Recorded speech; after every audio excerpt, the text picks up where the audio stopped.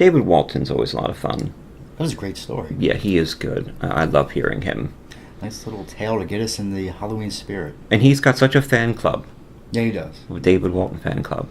And every time he narrates something, it just sounds so natural. Mm-hmm. Yeah, you know, he's good at it. And you can some of them, there's people that you can just listen to. They can narrate the phone book, and, Mm-hmm. and it still would be interesting. Very. I'm going to ask him to do that. David, would you narrate a few lines from the phone book?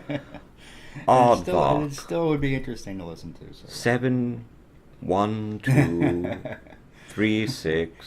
Dave's chiropractic. Yeah. He could make money doing that, going for the phone book. Mm-hmm. But we're back, and for those of us who are joining on the video, I'm doing a video for Patreon for Bloodbound Books this month, September, and we decided to incorporate it into the show for my book, Mercy. There it is. From Bloodbound Books. This was released a little while ago. They'll cure you of your greatest disease, life. William Saint is dying of cancer. On most days, death seems like a humane alternative to the treatment. Stricken with fever, William is rushed to Mercy, notorious as a place to send the sickest of the poor and uninsured to be forgotten, and finds the hospital in even worse condition than his previous visit.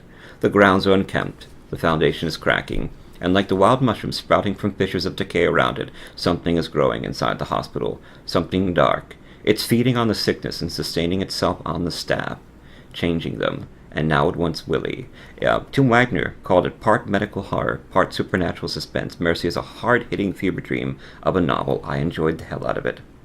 Absolutely. He enjoyed the hell out of it. Enjoyed the hell out of it. How do you enjoy the hell out of something? He didn't enjoy the heck out of it. He enjoyed the hell out of it. Yes. That's even better. So you're going to ask me a few questions. Yes, I am. Which I'm delighted. Thank you for doing this. This is Phil Thomas. I'm T. Fox Dunham. Yeah. Hello, everyone.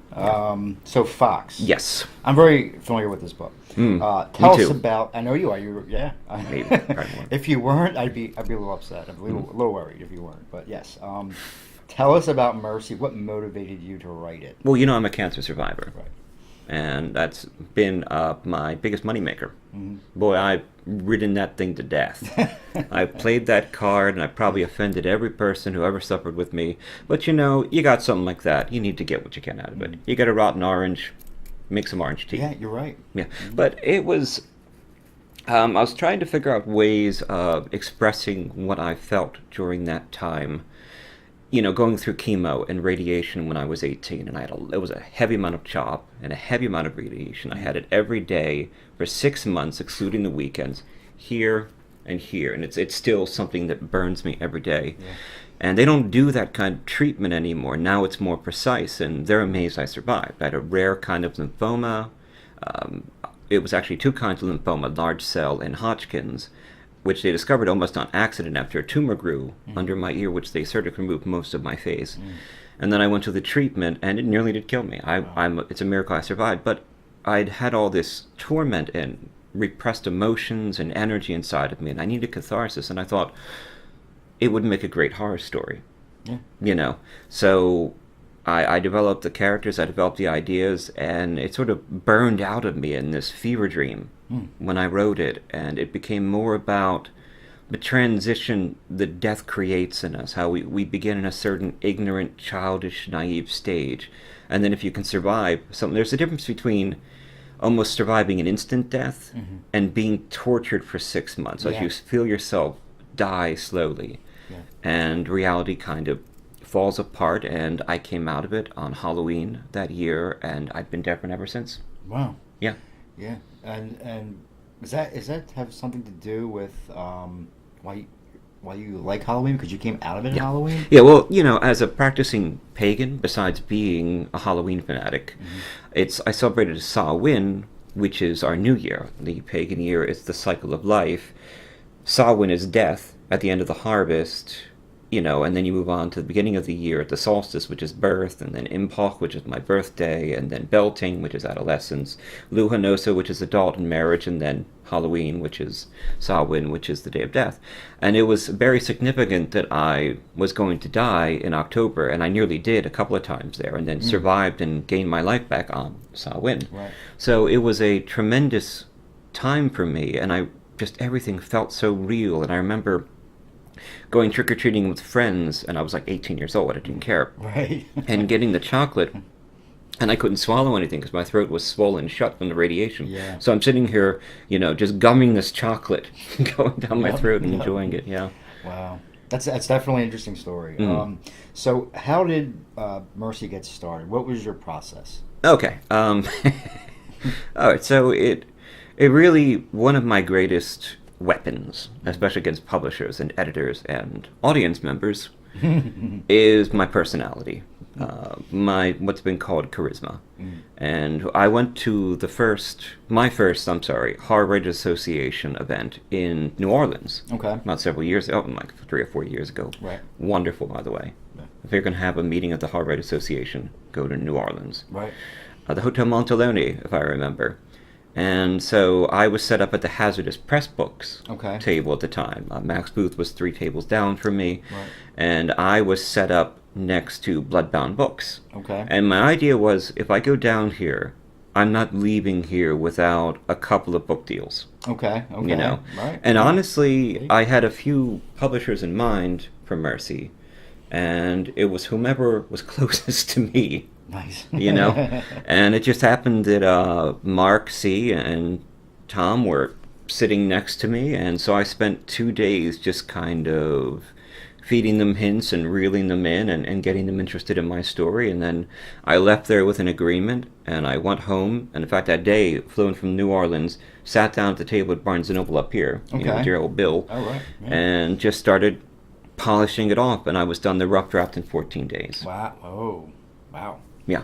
That's really good. It took some edits, obviously. It was about 50,000 words, but Right. then it was done. That's still really good. 50,000 words in 2 weeks. About 2 weeks. Wow. Yeah, it was quite an effusion. It was quite a Ooh. catharsis. Wow. Yeah. I've never done that. no, I think I And will. I probably never will again. It was a one-time thing. Sometimes it happens though. It's better. comes out. It's better if you take your time. Right. But you say it was a first draft. I mean, Yeah, obviously exactly. you revised, and there was many revisions and things like that. It took so- a lot of work. Right. Yeah. Right. But yeah, and I mean, speaking of the book itself, it's very rich in dark atmosphere, Mhm. and at times it almost feels a bit hazy. Yeah. So is that what it felt like when you were dying? Yeah, I did. I copied that vision. Okay. I copied that imagery. I copied that feeling that I had. And it really feels like you're sinking. Right.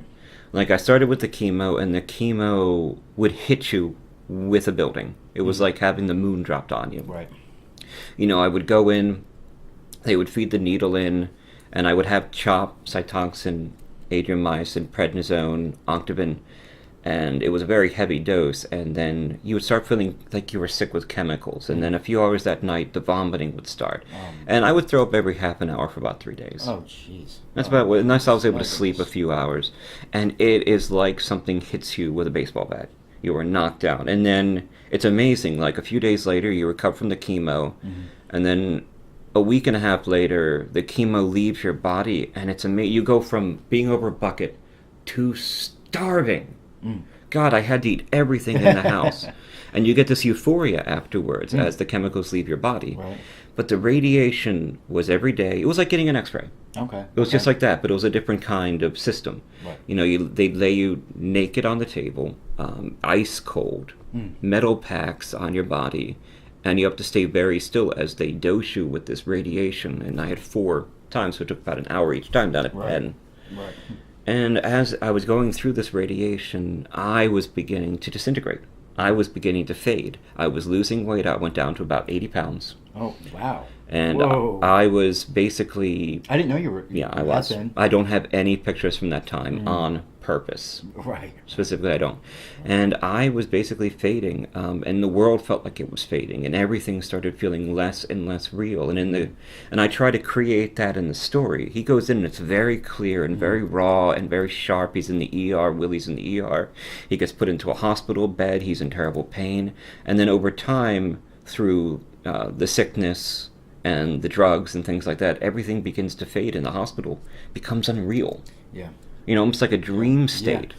Like you can't believe reality is what it is. Yeah, right. Yeah. Right. I know what you mean. I do. Yeah, I know, I've been sure. there a few times in my life. Yeah. You know. I'm sure everyone has, yeah, Probably it's- not to that extent. Well, definitely not to that extent. But I mean, I've had some traumatic experiences happen to me. But Right. So who is the good Dr. Sullivan to you? Ah. Like from what was the show with John Candy and SCTV? I see. Yeah. Remember Count Floyd? I absolutely do. He'd be like, you're scary film kids. Right. And he'd be like, the good Dr. Sullivan. I love that. Anyway, this is the good Dr. Sullivan. Somebody got this for me in New Orleans. And he's based on a demon that has been in many of my stories, especially at that point. I call it the Dr. Sullivan period. And he was the boogeyman in my stories. And many of them, in fact, if you go back to my old work, like The Siren Lucinda, which I'm sure is somewhere online, and other stories about cancer, he's this doctor that appears, and he's not human. And you get the idea that either he's the devil or he's death. And he says, I will cure you of the greatest disease, life, which is the greatest sickness that everyone needs to be cured of in the end, and we all are eventually cured of it. We are, yeah. And he plays a central role in the book. So that was the good Dr. Sullivan. He's sort of a composite of the devil. He has many houses, and he will take your eyes and put it in his pockets. Oh, God. So what is he? I don't know. I never really defined it. He's kind of a mix of my fear of doctors and my resentment of them, and the fear of myself. But also, when I was going through this, it didn't feel like they were curing me. The cancer was just doing its thing. It was the treatment that was killing me. Right. And such a heavy amount of treatment. They wouldn't even dare. I can't even get an x-ray barely today, and I have so many medical problems. Now they're finding pneumonia in the lung right here because it's where it was radiated at, and they're just dealing with problems with my jaw, and my heart's damaged, and I've got all this trouble. And so I guess maybe he's a composite of the doctors. He's a composite of the devil, but he is the good doctor. And Bill, this is for you, a good doctor. He loves the good doctor. He's shy today, Bill. Nice, very cool. Yeah, I can see where you're coming from with that, especially the experience you've had with doctors. I know, and I continue to. And doctors are such a pain in the ass. Yeah. And even today, I got this medication changed from my pain levels and procedures and things like that. And it was working. I was feeling better, and now the insurance companies are denying it. So begin the next battle. Yeah. And it's just, if this stuff stops, I stop. Yeah. All this medicine, all this treatment, it gets exhausting having to deal with the healthcare system. Yeah. And the state it's in nowadays. And I'm dealing with it too. With your mom. My own mother. Yeah. I didn't tell you this, but the latest is they're going to do the surgery. Yeah, right, you did. Actually, I did tell you, sorry, because it was just yesterday. Yeah. So he said, and I'm going to make this quick, he said, the surgeon, that if you get an okay from her GP, then make an appointment with me, and we'll set a date. Okay, so I called her GP, right? And this is just an example of just what you've been talking about. That's fine, Phil. Go ahead, man. I called the GP, and I said, explained that, hey, the surgeon's going to do the operation, but we need an okay from the GP. Yeah. And then he said, well, when's the surgery date? I said, we don't have it yet. We need the okay first, then we'll give the surgery. Well, you need to get the surgery date first, and then we'll give you the. I'm like, what is this? Like, it's like a hamster wheel, Yeah, right. It just basically bouncing back from one to the. Yeah. And I said, to myself, I'm like, why am I even doing this? Like, shouldn't they be the ones? And you have no experience. Yeah, you have no idea. Yeah. So this is that's just a little example of what they do. What they put people through nowadays. They make you fight for treatment. Yeah. It's really... and if they, I'll tell you, if they succeed in removing pre-existing conditions from insurance packets, then, I've got a bottle of morphine up there for when I'm in pain. And I'll wait until I have the last 10, and then I'll take them in one big gulp of brandy and sayonara, because that's it for me. Yeah, and you know what? And the healthcare industry wouldn't care. No, actually, they'd be glad to be rid of me, and a lot of people out there. And this is really close to mandated extermination of drains on the state. Right. Yeah, I know. It's really just, it's insane. But the good doctor. So, there you go. Yeah, on a more lightened topic, right? Yeah. The good doctor is, but, at times, though, the book reads more like a dark fantasy. Yeah. And I've noticed that. So, why did you choose to write both a horror and metaphysical theme? Again, it was what I was talking about with the feeling of sort of coming apart when you're going through that kind of treatment. It led me to shaman work. Okay. As my work as a bard, and the idea of the spirituality and being able to leave your body and transition to other worlds of reality and consciousness. Okay. And it felt a lot like that when I was going through that. And, on all the medication I was on and the pain I was in and the way my body was deteriorating, I really did feel like I was in another layer of reality. And the way things looked and the way I remember it, it's all sort of fuzzy and glittery and strange and dark and misty and incote. So as I was writing the book, and I set myself on a catharsis, I had an idea for a plot, but I didn't write anything down. I just wanted to write for 14 days and see what happens. Wow. So the book starts transitioning where Willie's in the hospital, William Saint, he's dying, and the doctors are monsters feeding on him. And then slowly, as he transitions into this spiritual otherworld, he learns that there's a dark god in the hospital that's feeding on these souls. Right. And the hospital itself is transitioning into sort of a spiritual, hazy, ethereal, fae-like realm, where this dark god, and in fact space becomes different, and space begins to stretch or close, and all the people start making a transition into different almost kind of like Midsummer's Night Dream, but cancer's kicking your ass, right, kind of thing. Yeah. And that's what it felt like when I was going through it. So I wrote with these shaman ideas of him moving into this other world as he's dying, and finally reaching the dark heart of the beast and killing it to save himself and the ones he loves. Wow. That answers your question. Okay, I love it. Yeah. That's great. So, with just curious. Yeah. Why is there a guy in a bunny suit? Oh, him. Yeah. Well, I'm Armand Rosenmiller. Was a friend that I made down there, and we sort of all came into the writing field together. And I remember when he was doing his States of Horror, I was in the states of Pennsylvania. I think I was in New Jersey, and he was just building his career and getting going in indie press, and I was in mine and such. And the bunny itself is an element of life and renewal and birth in the pagan system, like Easter, which is Ostara. Right. But also, bunnies are youthful and they're tricksters. Okay. And as I was creating this sort of guide character in the book, who's this janitor in the hospital, and we don't know if he's on Willie's side or not. He seems to be more in it for his own entertainment, or he's just doing it to help defeat the hospital, or maybe he's some sort of element of the spiritual realm, but he's a trickster guide. A janitor who dresses up as a bunny to entertain the children in the hospital, but he leads Willie, sort of gets him started on these adventures into his own past and dealing with his pain, especially of lost love, and guides him to the very end and helps him. He's sort of the, like a spiritual guide. Except for I couldn't exactly create a bunny. Right. So I put him in a bunny suit. But that's how he entertains children. I love it. That's so, great. I mean, of course, especially when you're a new author, you say, I'm going to put you in my book, and I'm going to put you in my book, and we expect everyone to applaud and to be so grateful. And really, I just thought Armand had the right temperament for the character. And I thought it was a neat little shout out to someone I liked a lot. I like that. That's all. But really, it's not Armand. It's my own character. But I just called him Armand. I liked it, Nice. I like that. I like that you did that, though. Yeah. That's pretty cool. So in the book, Willie, the main character, he's repeatedly violated and fed upon. Yeah. Is that how you felt, and do you still feel that way? Yeah, all the time. Okay. And it's not just physically, it's mentally and spiritually. Okay. I mean, you have something in your brain which says don't penetrate your skin. Right. Yeah. Otherwise people would shred their skin all the time. We'd die of sepsis.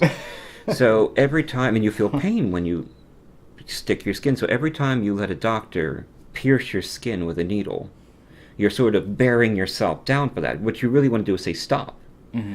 And of course I let them do things like suck marrow out of my hips, which is the most painful thing I've ever had done, or spinal taps, which I put in the book. Yeah, it's the most painful thing I've ever done. Painful. Or let them burn me, or put me in radiation, or fill me with chemicals, or do surgery on me, and just damage me so badly that there were times when I get so ill that I say, what the hell did they really do to me? And they don't even know. Right. And and I still feel violated all the time by doctors, and I always feel embarrassed. That's the worst part. Humiliated by them. And even now, with what we're talking with medical insurance and the need for pain medication after all the radiation I've had, and they treat you like a junkie, which is terrible. I know. And I feel violated and humiliated and put down all the time. And it affects your self-esteem. Yeah. It really does. It affects the way you appear to your family, and, Yeah. I know what you mean. And it's a lot that you went through, more than any one person really should. It's funny, every time somebody tells me a medical story, and everyone's got one, They always preface it, and every time they go, well, this isn't comparing to what you went through. Mm-hmm. And I've just started saying, why do you people have to say that every time? This isn't comparing to. I'm not the judging level you of, guys. Yeah. Trust me, when you get to this level, you reach a certain mental status, and you don't compare, you don't judge. Right. Everyone's pain is their own. Right. So Mercy. Yeah, Mercy. Mercy, are you happy with the outcome? Is it what you expected when you started? No. Really? No, absolutely not. I had a lot of different dreams and expectations back then. Okay. Getting started with novels. I'd written a lot of short stories, but getting novels out there was very different. And I released it through Bloodbound Books at a time when indie publishing was swelling with books, and dealers like Amazon and stuff were getting their books out there, and through all these different publishers. So I was not prepared for the promotional responsibilities that would be required to support a book. Right. Mm-hmm. And it's something I have struggled with to maintain a writing career, to maintain failing health, family responsibilities, and all the promotional stuff. That's how we do the show. Yeah, right. And it's something I'm still fighting for, and that's why we're doing Patreon. In fact, go over to Patreon and support Bloodbound Books. Yeah. They've stayed in there a while. Mm-hmm. They've been there while so many other publishers have fallen away. Why? Because they take their time, they select quality work, and they do things like Patreon. Right. So let's keep fighting for them. Okay. So was it what I expected? No. But most authors get disappointed with this, don't know what to do, give up. Mm-hmm. I'm not giving up. Mm-hmm. I will evolve, I will adapt, and I will find a way to make all this work. I was just going to say, there's always a way. You know, there's always, and that's very important what you just said. Yeah. Evolving, adapting. Mm-hmm. And if you don't do it, then you're dead in the water. Temper your expectations. Right. I mean, the outlets, technology changes, outlets change, the way the world runs is changing. I was just reading an article the other day in this about GameStop, how they're in financial trouble. Yeah, they are. And because most of their retail relies on physical games, and nowadays most of it's digital download. So, but they haven't really adapted too much. They said this is the model we started with, and gosh darn it, we're going to stick with it, Right, and it's not working in this day and age. So they have to really do some thinking, And that's going to be it for GameStop. We're going to see. It could be, unless they do something, unless they evolve. So we'll see. We'll see, yeah. And I was just saying that because you said it. It was a certain way with the book publishing industry, and now it's changing, so you have to evolve with it. And that's what we're doing now. That's what we're doing now. Well, thanks for the questions, Phil. You're welcome, Fox. This is T. Fox Dunham. This is Phil Thomas. We're on What Are You Afraid of? Horror and Paranormal Show on Friday nights on Parax Radio at 9 p.m. And find us at www.whatayouafraidofpodcast.com. And go over to Amazon.com or check out the website to find copies of Mercy. And we need reviews. Yes. Always put down reviews. Reviews save authors. Go over to Amazon, put down a review, and you could find me at T. Fox Dunham, Mercy by T. Fox Dunham, Bloodbound Books, things like that. Thank you, Phil. Oh, you're welcome, Fox. It was a pleasure. Nice.